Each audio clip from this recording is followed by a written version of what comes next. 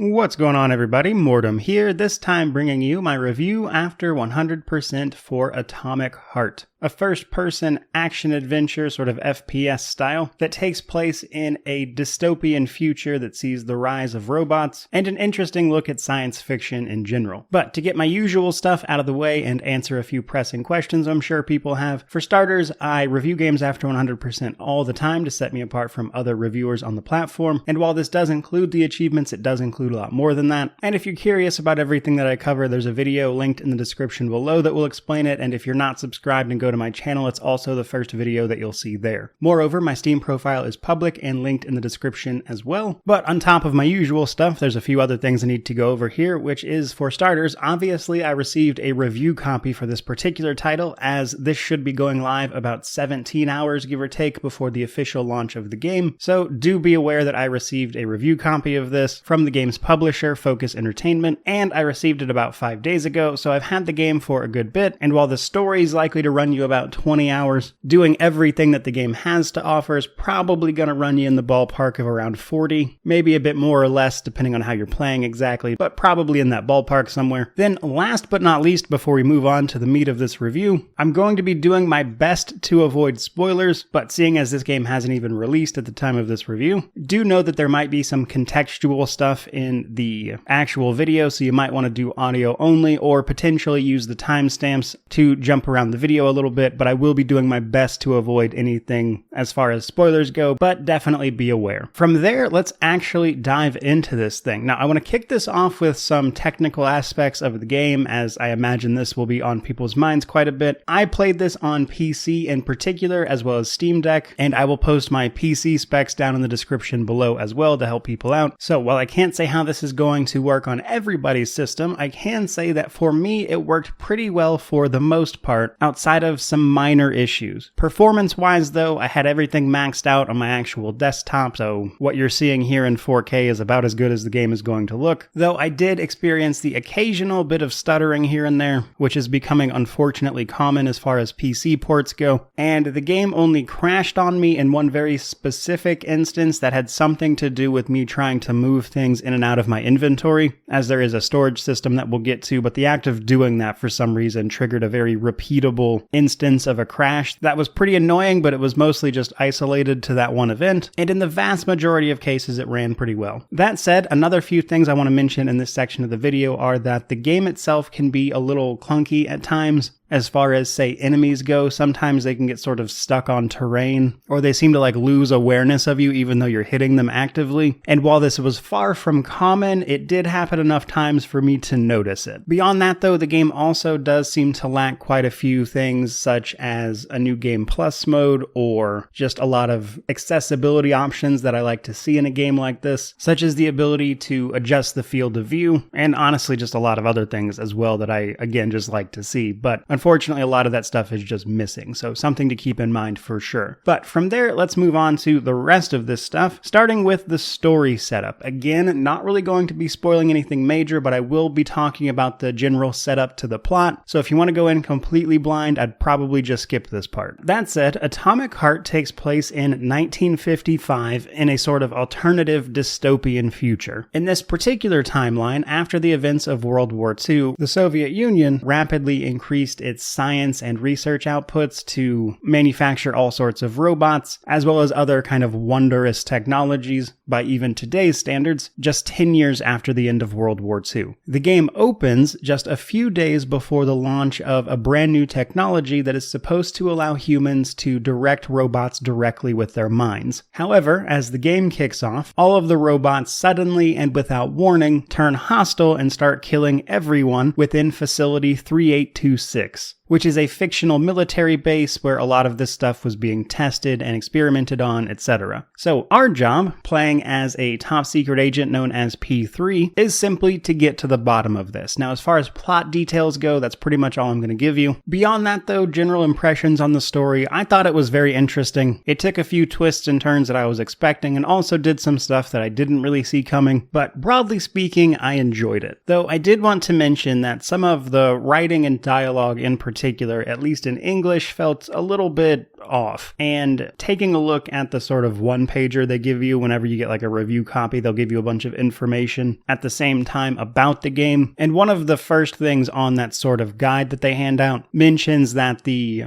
design intention here was for you to play the game in Russian language while using your native language as subtitles. And honestly, playing through with the English translation, I can kind of see why, because like some of the words and just the localization of it didn't seem quite correct. So while the individual dialogue wasn't always the best, the broad plot was very interesting to me. Now, from there, moving on to difficulty a little bit, the game touts 3 different difficulties, story to hard mode. Story is, of course, very easy. You take very little damage, comparatively speaking, though you can still die, and enemies have less health, but as you go up in difficulty, these things, of course, increase. The damage you take becomes more. Enemies have more health, which puts a bit of a strain on your resources, which we'll get to a little bit here, but you have to keep a closer eye on your ammunition in hard mode, which can make some of the boss fights in particular pretty difficult, but broadly speaking, it wasn't too bad, especially if you take the time to sort of scavenge for materials, that kind of thing. Overall, though, I'd say the difficulty options at least are in a pretty good place, though that brings us to our progression systems. As we take Agent P3 through this bizarre adventure, we'll have a few different options for progressing our character as well as our weapons. Pretty early on in the story, you'll meet a robot who acts as sort of your upgrade vendor, usually in the same room as a manual save point, but at this vendor, we can choose to upgrade our sort of talent points, if you will, or our weapons themselves. Now, character-wise, we have access to about 94 skills, I believe is the exact count, all of which can vary up your playstyle a little bit. These are divided into your character skills, as well as some abilities you can actually use. Your character skills are generally just utility stuff, more health, more inventory space, that kind of stuff. And then the others typically give you an attack that you can actually use. You can only equip 2 of these at a time, but these will let you do things like discharge electricity from your glove, which is what is enabling you to do all this stuff, or something like frost to freeze enemies, and just in general apply different elemental effects. However, doing this will cost you energy, which lets you sort of alternate between using it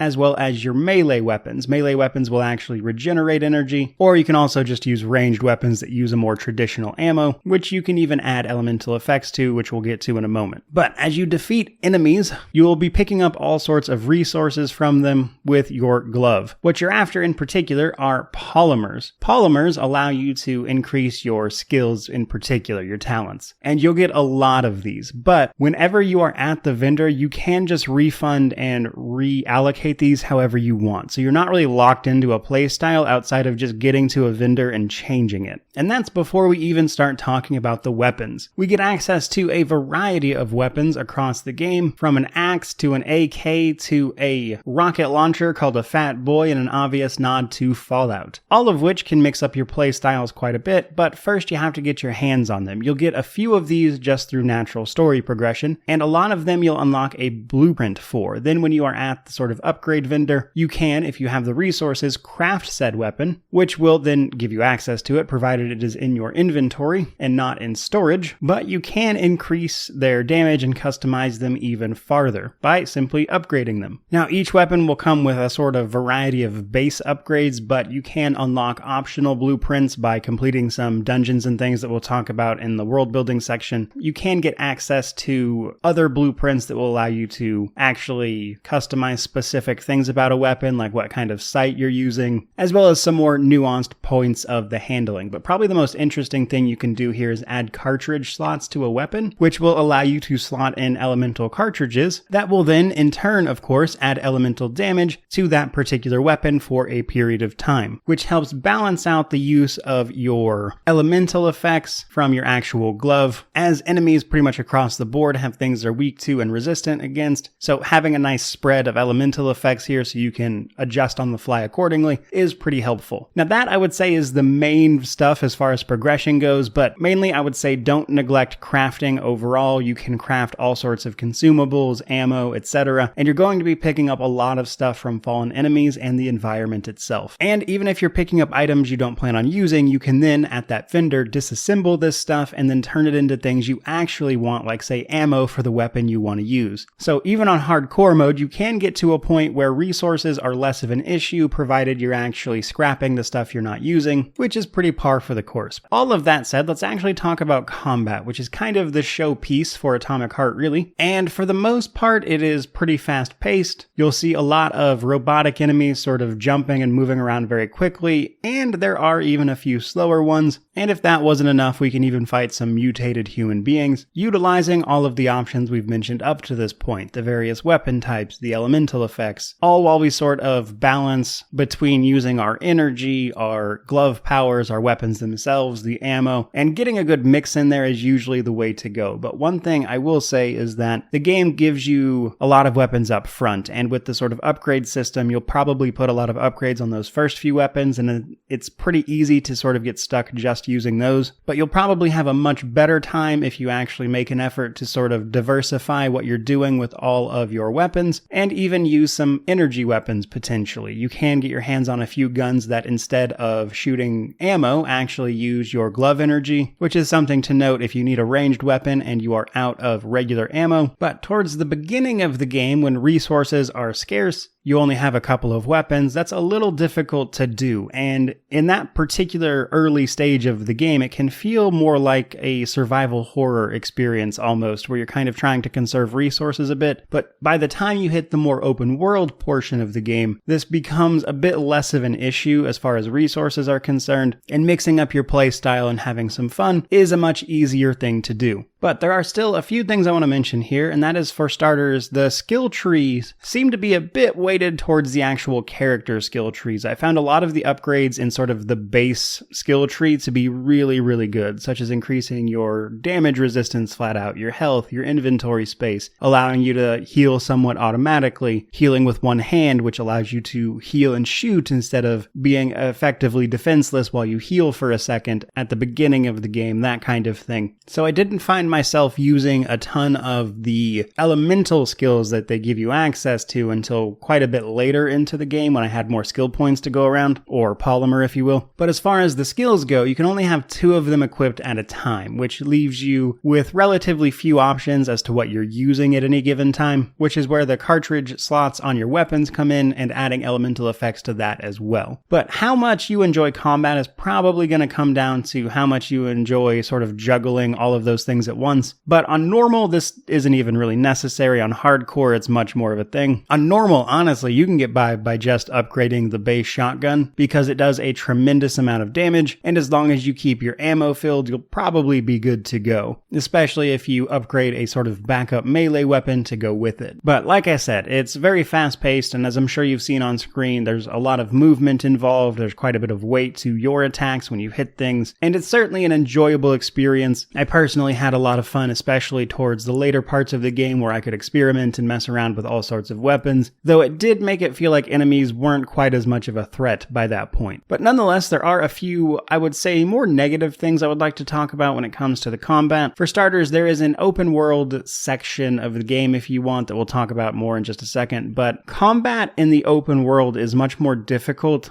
than it probably needs to be, I would say. In sections of the open world, you have to disable these sort of robots that monitor things from the sky in order to cool alert levels down that keep regular enemies from absolutely swarming you. But that's not the easiest thing to do, and you're likely to get swarmed by robots even as you do that, which means out in the open world, in areas where these overseer robots hang out and thus can alert other enemies to your presence, it becomes incredibly difficult to explore, to the point where the combat kind of falls apart a little bit, because you're being attacked by so many enemies that if they get you into a corner, you're literally not going to be able to move while these things beat you to death after absolutely hunting you down. So because of that, I found that the open world sections tend to involve a little bit of stealth as I try to find the way to take down the robot to give me some breathing room to actually explore areas a little bit. But the problem with this is that the stealth isn't great. Obviously, the game was not intended to be a stealth game, so your options here are pretty limited. You can stealth attack enemies, mind you, but it's not exactly easy to sneak up on them to begin with. So while stealth is certainly a factor, it doesn't really help these sort of open world bits as far as combat goes, which more often than not I found frustrating more so than fun. But if all else fails, you can get into a car and just run things over. which I mentioned because a lot of times in the open world I found myself just avoiding combat in general because I knew it would be a hassle, which I don't think is great because this is clearly a game that encourages the combat, and yet here we see a gameplay element that honestly kind of encourages the opposite. But if that wasn't enough, sometimes enemies just kind of bug out on terrain, or they seem to fail to register you altogether, and this didn't happen a ton, but it did happen, especially with even some bosses here and there. I should have some footage up of one that kind of just got stuck on a wall, I think, so I was just wailing into it from behind while it didn't react at all, which is just one of a handful of times it happened over my playthrough. So enemies can get stuck on things, you can get stuck on things, sometimes enemies will sort of like pin you against a wall and you literally can't do anything. Enemies also have a sort of charge attack. If any of these hit you, you tend to get knocked down, and a lot of enemies will be knocking you down all the time, which gets pretty annoying sometimes. So combat for me was mostly fun. I can see what they were going for. A lot of it I did enjoy. However, sometimes it kind of falls apart at the seams a little bit, which leads to a less than ideal experience. But that was more of the exception rather than the rule, though it did happen enough for me to mention it here. But all of that said, let's talk about the world of Atomic Heart. Now, technically, I guess you could say this is an open world, but I would use that term very loosely for this. You see, the first few hours of the game are spent kind of getting out of the sort of dungeon, almost tutorial area, which is pretty long. It's narrative heavy as well, but your first few hours are spent in a more linear dungeon experience, and then after that is over, you can step out into the explorable area, I would rather call it, because as the game progresses, you will be moving through this world, but it's even still kind of done in a somewhat linear way. The game just kind of gives you a break and a chance to explore and check out various things should you so choose, which honestly is a lot of fun.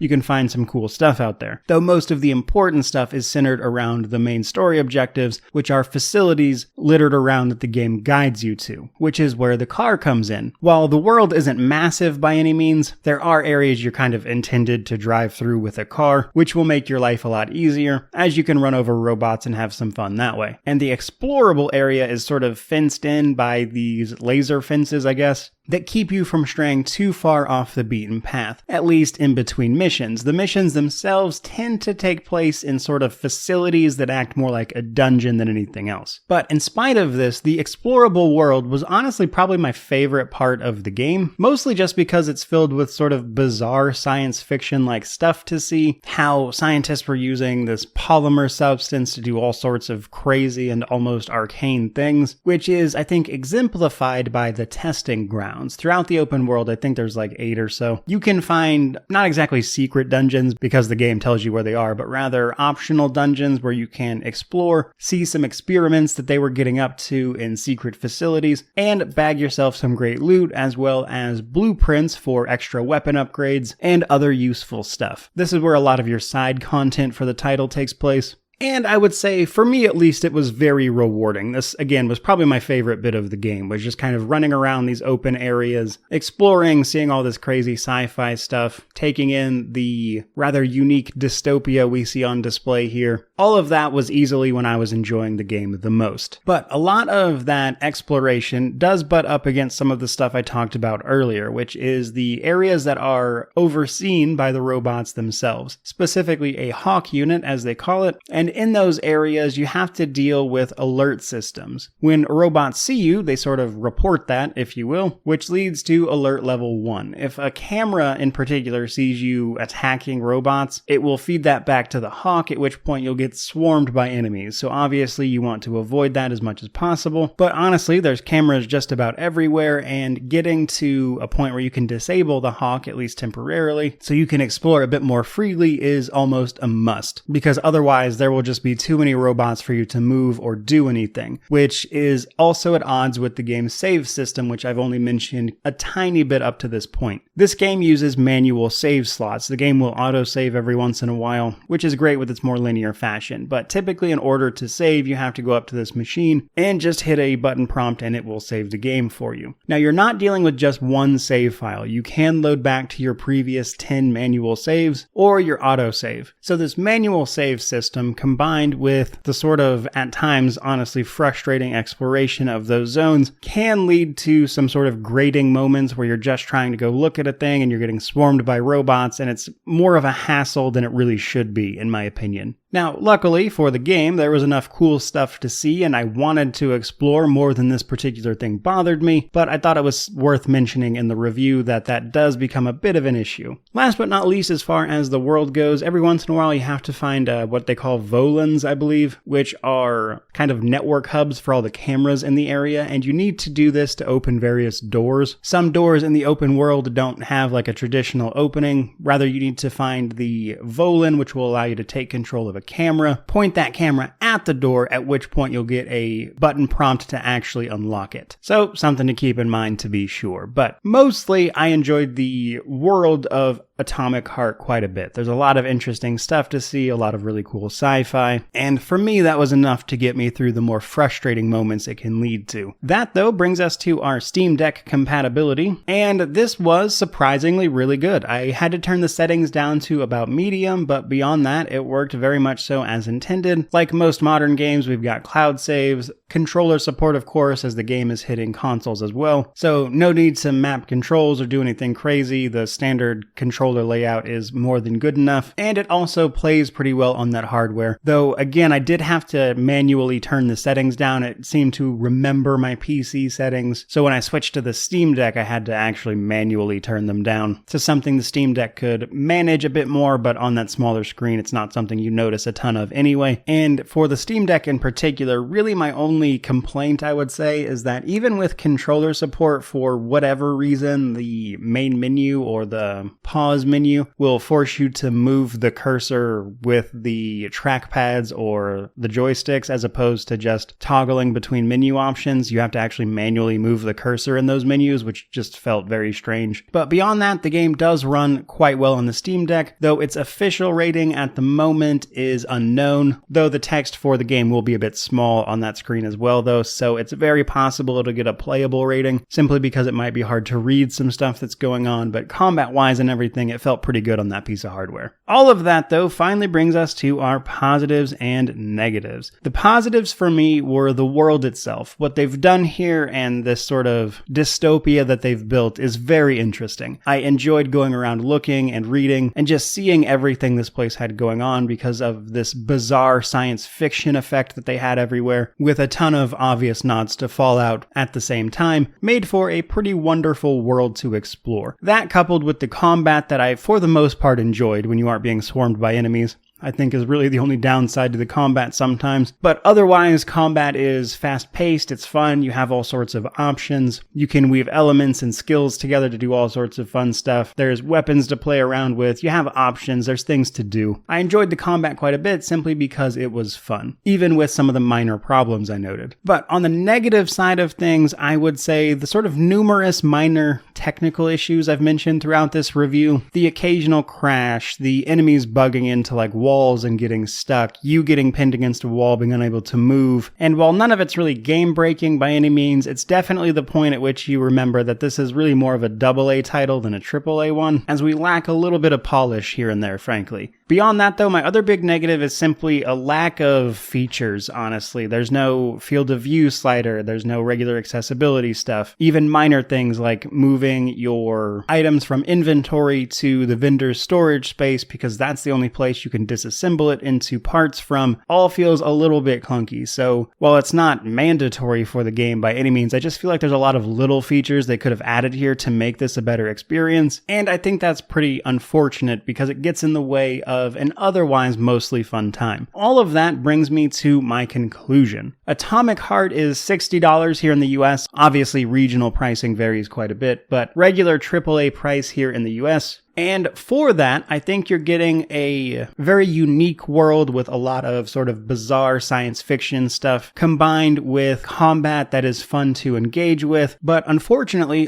all coupled with minor technical issues that can sort of sour the experience a bit here and there. But by and large, I can say that for me, I really enjoyed Atomic Heart. It did a lot of things very well, and I think the core of the experience they were trying to give you is here, though there are a few things I would like to see touched touched up personally. I think most of that is overlooked for the fun that I had doing everything else. So while the game is far from perfect and it absolutely suffers from, again, some minor issues, I also had a lot of fun exploring, seeing the narrative and the world they built. So for me, this game gets a buy, but given that I have no other specs to sort of present you with how this is running for people at large, what it looks like on console, I would tell you check out some other reviews pre-release, see how this is running for other people before you make that decision for yourself based on your own PC specs or console, whatever you've got. But by and large, I had a lot of fun with it, which brings us to the end of the video. I certainly hope you enjoyed it. If you did, don't forget to like, comment, subscribe, all that YouTube jazz. Let me know what you think about the title down in the comment section below, of course. But regardless of any of that, truly, thank you so much for watching. I really do appreciate it. May you wander in wisdom and have an amazing day.